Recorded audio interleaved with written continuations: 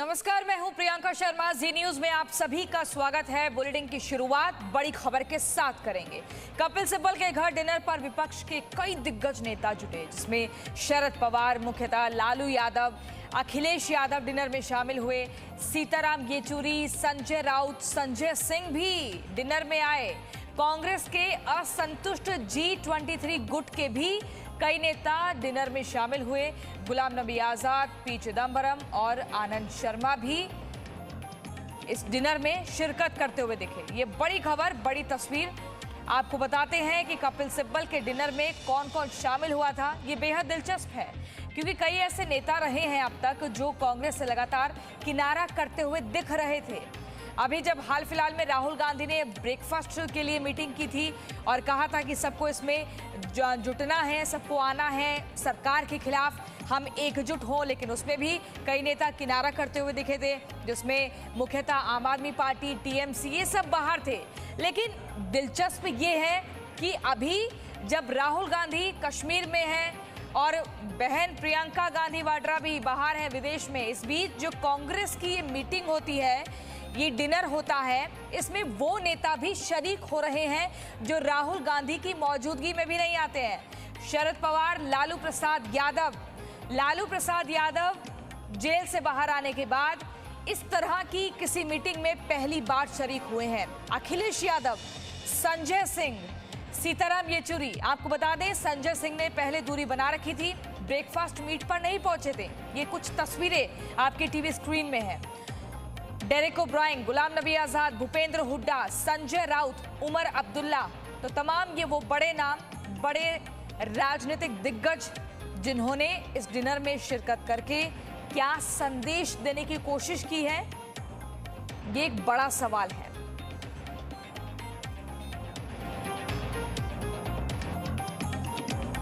और इसी खबर पर हम सीधा रुख करेंगे अपने सहयोगियों के पास। रवि त्रिपाठी और रविंदर हमारे साथ जुड़ गए हैं दिल्ली से ही।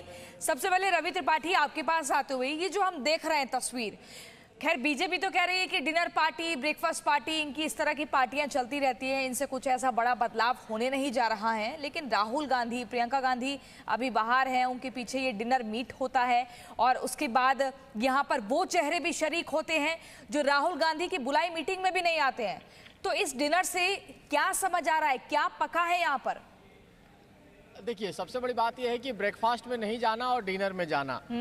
राहुल गांधी का नेतृत्व जो है उसको लेकर कहीं ना कहीं एक सवाल खड़ा हो रहा है और उनके नेतृत्व में बैठक में नहीं जाने पर आपको याद हो कि आम आदमी पार्टी ने और TMC की जो सफाई थी वो ये थी कि राहुल गांधी ने, अगर खड़गे हमको बुलाते हैं तो खड़गे विपक्ष के नेता हैं, उनके बैठक में हम जा सकते हैं, राहुल गांधी के बैठक में हमारा जाना जरूरी नहीं है। तो कहीं ना कहीं एक खिचड़ी ऐसी पक रही है कि क्या गांधी परिवार से अलग भी कांग्रेस का एक खेमा खड़ा होकर, और सबसे बड़ी बात है कि प्रधानमंत्री मोदी को रोकना है। 2024 में किस तरह से प्रधानमंत्री मोदी को रोका जाए, इस बात को लेकर प्लान बन रहा है। कभी शरद पवार के घर बैठक होती है, कभी ममता बनर्जी के साथ बैठक होती है, कभी राहुल गांधी के साथ बैठक होती है, कभी मल्लिकार्जुन खड़गे बैठक करते हैं। लेकिन इन तमाम बैठकों का एक ही एक तरह से एक मकसद है। मकसद ये है कि प्रधानमंत्री मोदी के रथ को कैसे 2024 में रोका जाए, और उसमें कहीं ना कहीं उनको बाधक लगता है कि राहुल गांधी की इनकंसिस्टेंसी जो है उनको लेकर एकजुट लोग नहीं हो पाते, क्योंकि राहुल गांधी अभी भी ये तय नहीं कर पाए हैं कि क्या वही राहुल गांधी कांग्रेस पार्टी की कमान संभालेंगे, राहुल गांधी किस रोल में होंगे, क्या और बाकी विपक्ष के नेता, क्या TMC उनको एक्सेप्ट करेगी as a prime ministerial candidate प्रधानमंत्री मोदी के सामने, या विपक्ष किसी और मुद्दे को लेकर आम सहमति बनाएगा कि सरकार बनने के बाद ये सब चीजें देखी जाएंगी। क्योंकि 1977 की बात आपने कही है। रविंदर से भी इस पर रिएक्शन ले लेते हैं। रविंदर, राहुल गांधी का किरदार क्या होगा अगर उनको विपक्ष पूरा एकजुट हो भी जाए तो वहां पर राहुल गांधी को क्या जिम्मेदारी दी जाए, ये खुद नहीं समझ पा रहे हैं कांग्रेस के भीतर लोग।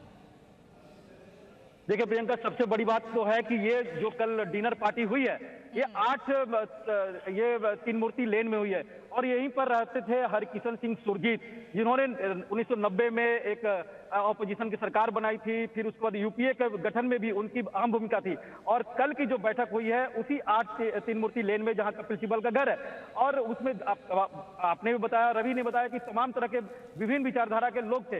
लेकिन देखिए, इसमें राहुल गांधी का रोल कहीं ना कहीं कुछ नहीं दिख रहा, क्योंकि जो G23 था, अब भले ही जो G20 के करीब हो गया, 3-4 लोगों को उसमें एकोमोडेट कर दिया गया है कांग्रेस के जो जो आला कमान है उनके द्वारा। तो उन सबको यही कहा गया उस बैठक में कि आप अपनी पार्टी में अंदर और बाहर जो भी अच्छा कदम हो सकता है जो अपोजिशन को यूनाइट करने का, उसे करिए। नेतृत्व की बात किसी ने नहीं कही। कपिल सिब्बल बुलाते हैं तो सभी जाते हैं, जैसा रवि और आपने कहा, लेकिन राहुल गांधी पर कोई तैयार नहीं होता है। और जाहिर सी बात है, टीएमसी नेता जब डेरेक ओबरायन कहते हैं कि कांग्रेस यानी राहुल गांधी ममता बनर्जी से बंगाल में लड़ते हैं और दिल्ली में उनका सहयोग चाहते हैं, ये कतई कैसे एक्सेप्ट किया जा सकता है। अकाली दल के नेता कहते हैं कि पंजाब में आप लड़ते हैं। आज मैं बता दूं कि गेट नंबर 4 पर अकाली दल के जो सिमरत है वो लगातार यहाँ पर धरना देती है और कांग्रेस के जो नेता है, सांसद है, उनसे ही भिड़ जाते हैं कि किसान बिल का आप समर्थन करते हैं। एक प्रियंका, एक जल्दबाजी में एक और अपडेट दे दूं कि अभी बीजेपी संसदीय दल की बैठक हुई, उसमें प्रधानमंत्री नरेंद्र मोदी काफी नाराज, काफी नाखुश राज्यसभा के बीजेपी सांसदों से। कल जिस तरह से निर्मला सीतारमण का बिल था और उसमें वोटिंग हुआ, उसमें मात्र 79 एनडीए के सभी सदस्य मौजूद थे, 79, और लगभग 20 से ज्यादा सांसद अनुपस्थित रहे। प्रधानमंत्री ने संसदीय कार्य मंत्री से कहा है कि वो सूची दीजिए। अब इसका इलाज यही है, कितनी बड़ी बात है अगर हम इसको पूरे तरीके से इसी पूरे डिनर मीट के अगर 4-5 पहलुओं को हम देख लें तो काफी मायने इसके निकल रहे हैं। रवि, अगर हम देखें नाश्ते की टेबल पर जब बुलाया था राहुल गांधी ने, तब नहीं आए थे लालू प्रसाद यादव, लेकिन यहाँ पर पहुंचे हैं। आम आदमी पार्टी ने भी तब किनारा कर लिया था, लेकिन संजय सिंह यहाँ पर पहुंचे हैं। अकाली दल से लोग यहाँ पर पहुंचे हैं, बड़े दिग्गज नेता। और इस तरह से ये लोग जो बड़े चेहरे यहाँ पर आए हैं, क्या इंतजार किसी ऐसी मीटिंग का हो रहा था जिसमें राहुल गांधी और प्रियंका गांधी ना हो? नहीं, ऐसा नहीं है। देखिए, कपिल सिब्बल का जन्मदिन था 8 तारीख को, और 8 तारीख के जन्मदिन के उपलक्ष्य में 9 तारीख को ये कार्यक्रम रखा गया है। उनके बर्थडे पार्टी को भी मान लीजिए, क्योंकि तमाम ऐसी पार्टियां हैं जो आज राज्यसभा में या लोकसभा में बीजेपी के साथ खड़ी हो रही हैं, चाहे वाईएसआर पार्टी हो, चाहे टीडीपी हो, चाहे आप और बीजेडी हो, बीजेपी में खड़ी होकर बात करते हैं वो भी। लेकिन रवि आपकी आवाज नहीं मिल रही है। रविंद्र, जिस तरीके से जिक्र हो रहा है जन्मदिन की पार्टी का, तो ऐसे ही तो मुद्दे ऐसे ही तो दिन चाहिए होते हैं किसी बड़े मुद्दे को भुनाने के लिए। बिल्कुल, देखिए, कपिल सिब्बल का जन्मदिन है तो उनके परिवार, उनके दोस्त आएंगे, ऑपोजिशन के सारे नेता नहीं आएंगे, ऐसा कोई संबंध नहीं है।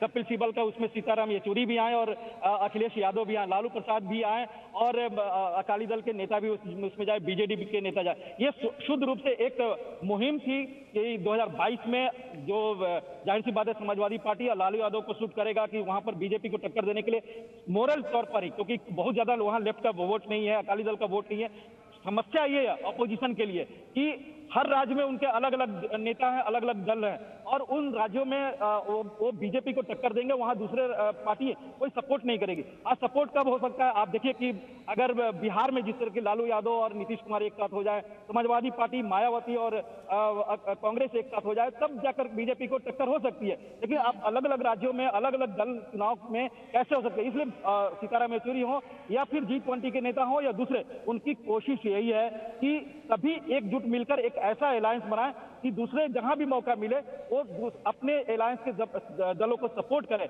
और तभी बीजेपी को टक्कर दी जा सकती है। लेकिन ऐसा संभव फिलहाल नहीं देखते। ठीक है, इस गुट को लेकर भी पूछेंगे आपसे, लेकिन रवि आपको आवाज मिल रही है क्या?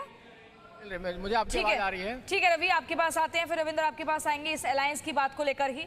लेकिन रविंद्र, शरद पवार ने भी कुछ बड़ी बातें कही हैं क्या इस डिनर मीटिंग में? देखिए, शरद पवार ने खास तौर पे कहा है कि सबको एक साथ मिलकर लड़ने की जरूरत है और सबको अपना इंटरेस्ट छोड़कर लड़ने की जरूरत है। लेकिन शरद पवार की बात करें तो मैं आपने कहा, आपको सबसे पहले मैं बताना चाहता था कि ये कपिल सिब्बल का बर्थडे है 8 तारीख को, 8 अगस्त को बर्थडे था और उसी के उपलक्ष्य में ये बैठक डिनर बुलाई गई थी और डिनर में डीलर डिप्लोमेसी और राजनीति भी डिस्कस की गई है। तो सब कुछ कहीं ना कहीं सब बड़े नेताओं को शामिल होना, और कपिल सिब्बल कोई कांग्रेस को रिप्रेजेंट नहीं करते हैं। कपिल सिब्बल ने कांग्रेस के बिहाफ पे ही बैठक नहीं बुलाई थी, लेकिन कपिल सिब्बल चूंकि उनका बर्थडे था, उन्होंने अपने घर पे एक मीटिंग बुलाई, सबको डिनर पे बुलाया और इस डिनर में तमाम पॉलिटिकल बातें भी हुई। तो उसमें तमाम लोगों ने अपनी बात रही, अखिलेश यादव ने बात रखी, टीएमसी के नेताओं ने बात कही, गुट के लोग भी तो शामिल हुए।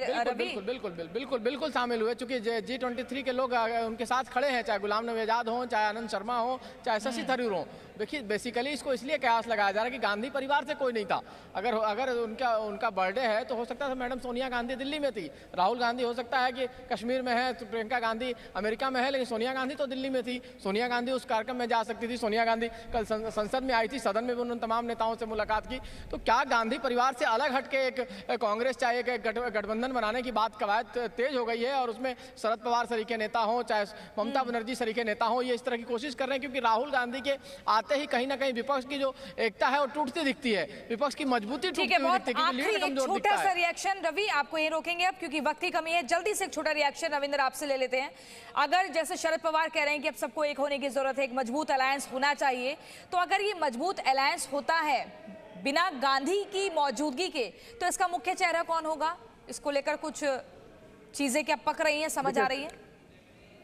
शरद पवार की कोशिश होगी कि वही उसके मुख्य चेहरा बने, जाहिर सी बात है, इसलिए वो सारी मुहिम कर रहे हैं। और उनके साथ वो दूसरे को उदाहरण भी दे रहे हैं कि महाराष्ट्र में एक ऐसे विचारधारा की सरकार बनी है जो एक दूसरे से अलग रही है, तो कहीं ना कहीं मुख्य चेहरा शरद पवार बनने की कोशिश करेंगे गांधी परिवार के बिना।